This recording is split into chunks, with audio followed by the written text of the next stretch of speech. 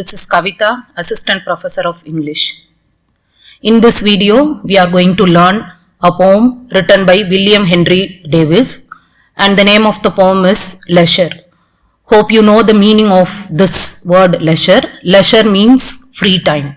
Let me give the biographical details of this poet first. William Henry Davies, he was born in the year 1871 and he died in the year 1940.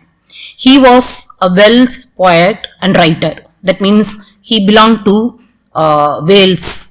And he was born in Newport, Wales. He lived in poverty and spent many years wandering in the United States and Britain. So his early life was like a tramp. He did not have a settled life when he was so young. Then unfortunately in 1899 he lost a leg in a train accident, and after that crucial incident he settled down and started writing. His famous works include Autobiography of a Super Tramp and the poem Leisure. His writings often talk about the beauty of nature and the fast pace of modern life. And this poem, which we have taken for today's video, is named Leisure. As we know, it is written by W.H. Davies, and this poem says about the importance of taking time to enjoy the beauty around us. The poem also criticizes modern life for being too busy and full of worries. Now this is the poem. Let me read first.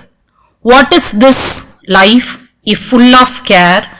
We have no time to stand and stare, no time to stand beneath the boughs and stare as long as sheep and cows, no time to see when woods we pass, when squirrels hide their nuts in grass, no time to see in broad daylight streams full of stars like stars at night, no time to turn at beauty's glance and watch her feet how they can dance. No time to wait till her mouth can enrich that smile. Her eyes began. A poor life this is, if full of care, we have no time to stand and stare. The poem goes like this. Let me explain one by one. This poem has 7 couplets as we see. And the poem begins like this. Actually, he starts like a question. What is this life? So W.H. Davies, he starts this poem like a question. He asks a question to us. What is this life? I mean, he talks about the value of life. If it full of care, that means if it is full of worries and responsibilities. At the same time, we people, we don't have time to stand and stare.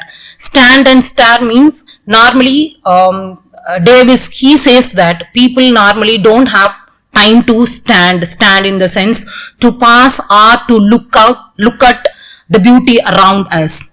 Next, the second couplets. No time to stand beneath the boughs and stare as long as sheep and cows. Next, he talks about people, as he says in the previous couplet. He says that people do not take time to stand under the branches of the trees and look at the beauty around us like these sheep and cows do. So through these 2 couplets, what he wants to convey is, we people, we don't spend time to enjoy the beauty around us like animals do. Next, the third couplet. No time to see when woods we pass, when squirrels hide their nuts in grass.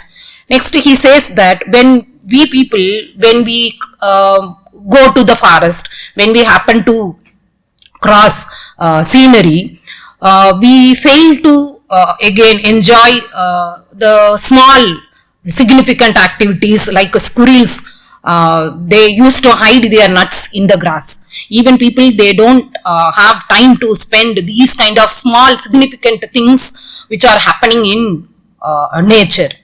Next, the fourth couplet is, no time to see in broad daylight streams full of stars like stars at night. Next, he says, he quotes another incident which happens in daytime. Even during daytime, the streams, as you know very well, it is a waterway. Streams, they look like stars. That means sunlight, it just reflects on the water, and that made streams full of stars. And here he compares the streams which are shining like stars during daytime with the stars, with the wonder at night, which the sky which is shining at night. Next he says another thing, no time to turn at beauty's glance and watch her feet how they can dance. Next he says that people they fail to notice another beautiful activity happening in nature, saying that many of the things in nature sometimes they look like dancing. We people again we fail to notice that kind of beauty in nature. Next he says, no time to wait till her mouth can enrich the smile her eyes began. Next he says that nature sometimes dances, and it starts a smile from the eyes and it ends with mouth. And what he conveys through this couplet number 6 is, we people, we don't have the patience to enjoy the beauty of the nature which starts from her eyes and ends in her mouth.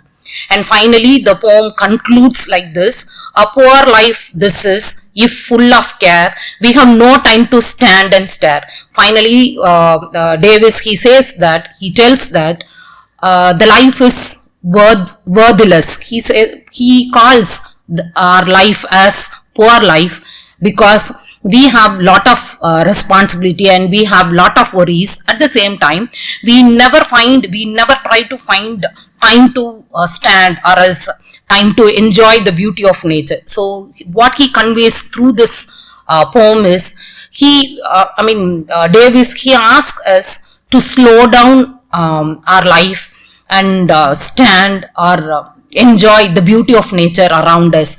Now we people, we have this kind of poor life only because we have lot of worries in our life, we have lot of responsibilities to do, we have lot of duties to do.